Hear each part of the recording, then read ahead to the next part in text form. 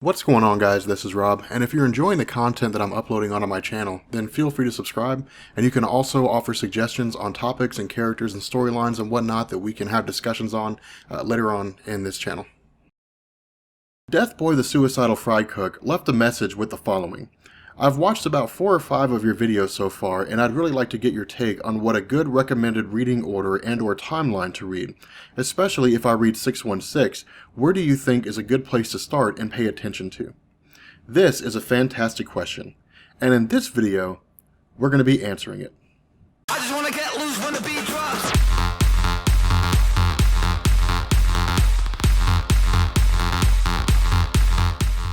So before we get too far into this video, there are a couple things that we need to go over. The first is that we're only going to be focusing on 4 characters in this video.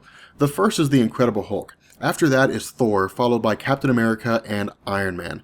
And the reason why I chose these characters is because I think there's really kind of this surge in interest in Marvel Comics going on right now, but I think it's a direct result of the Marvel Cinematic Universe. And I think a lot of people who are inclined to look at Marvel Comics are probably inclined to look at these characters. And so I figured that if we're going to do a backstory, or at least a video on which comics to read and where to kind of go to, then I figured we'd do one with characters that people are most interested in, and then kind of go from there in later videos. What we're also going to do is we're going to talk about some anthologies that Marvel had released, or that had been released by Atlas Comics, the precursor to Marvel Comics, before Marvel Comics became what it is today. Now, these anthologies were pretty interesting. They were an amalgamation of sci-fi and horror stories, and of course they were called Tales of Suspense, Strange Tales, Journey into Mystery, and Tales to Astonish.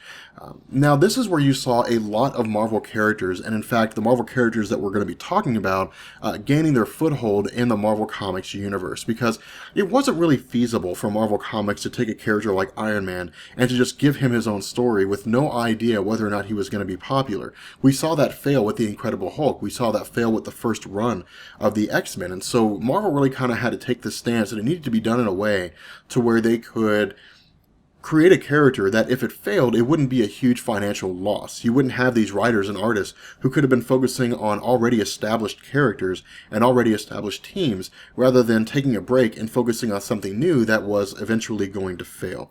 So starting with the Incredible Hulk, of course, in the very beginning had his own storyline, his own comic. This was the Incredible Hulk issues number 1 through 6.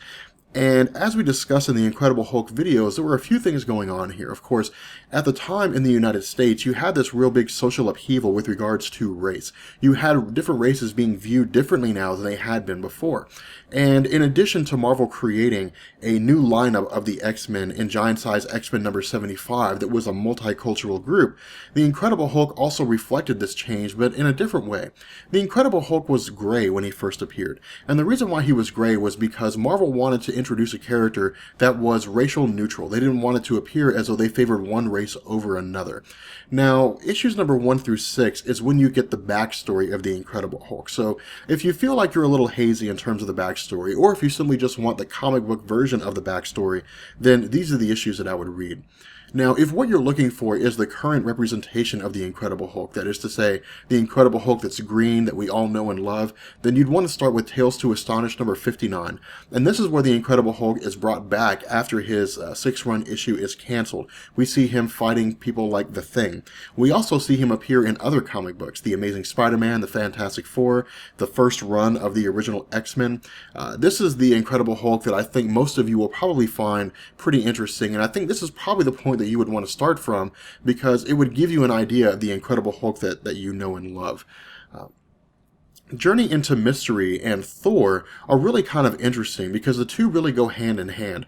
Again, Journey into Mystery was one of the sci-fi horror anthologies, but once Thor was introduced to Journey into Mystery with issue number 83, it really kind of became Thor's own personal comic. And so if you're looking to get into the Thor comics, if you're looking to read on the Thor comics, then Journey into Mystery number 83 is where you're going to want to start, simply because of the fact that Thor's stories can be a little convoluted.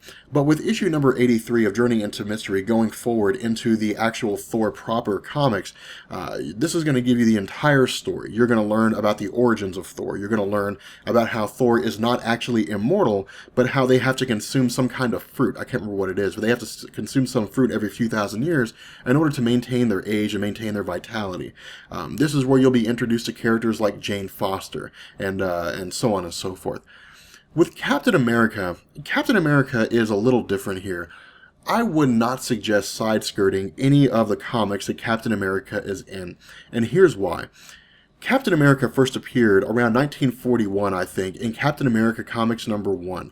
And this was Captain America fighting Adolf Hitler. And of course, this ran for 78 issues. But the reason why I say not to side-skirt this, despite the fact that it has nothing to do with the current version of Captain America, is because there's a sort of posterity that goes along with knowing about Captain America. There's a sort of, maybe a personal satisfaction of mine at the very least, that goes along with knowing that I know the entire story of Captain America. Now, if you choose not to take this road, if you decide that this isn't the road for you, and all you want to do is focus on the current version of Captain America, then you'll want to start with Tales of Suspense issue number 58.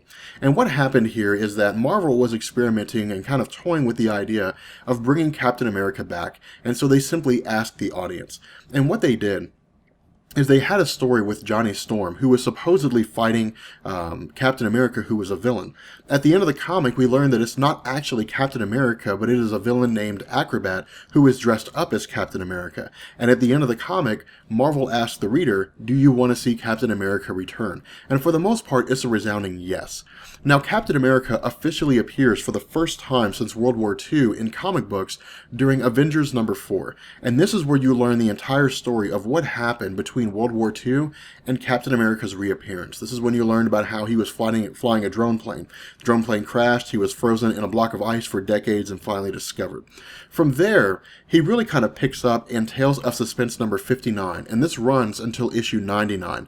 After issue 99, Tales of Suspense goes away, and it becomes Captain America's comic.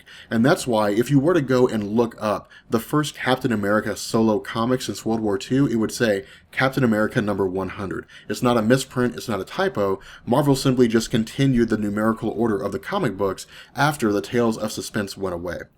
So Iron Man, I would say, is probably the most popular character in the Marvel Cinematic Universe, simply because Robert Downey Jr. has portrayed him in such an amazing way.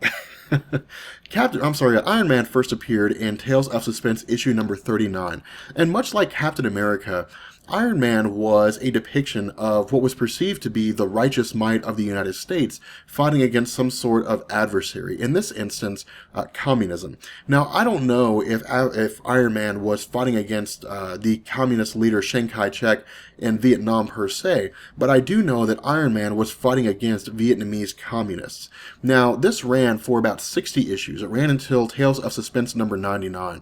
And for the most part, these 60 issues really only deal with Iron Man fighting communism. To a degree, you see some other things, but what you'll see over the course of these issues is Iron Man really kind of coming into his own. So for the sake of understanding Iron Man as he progresses and eventually gets his own title series in Iron Man #1, I would suggest going back and reading Tales of Suspense number 39 through 99, just so you can have a well-rounded view of Iron Man as a whole. Now, once it gets into Iron Man #1, this is when you start seeing a lot of the characters that you've seen so far. You see Justin Hammer, you see James Rhodes, you see, pardon me, you see Whiplash, you see, who else do you see in there? I can't remember off the top of my head, but you see a lot of the characters and a lot of the villains that you've seen in the Marvel Cinematic Universe so far pertaining to Iron Man. You see them in these comics, and of course it runs for 400 some odd issues, I think. With that being said, I'm going to go ahead and bring this video to an end. I hope it was helpful. If it was, let me know, and I will catch you guys later. Peace.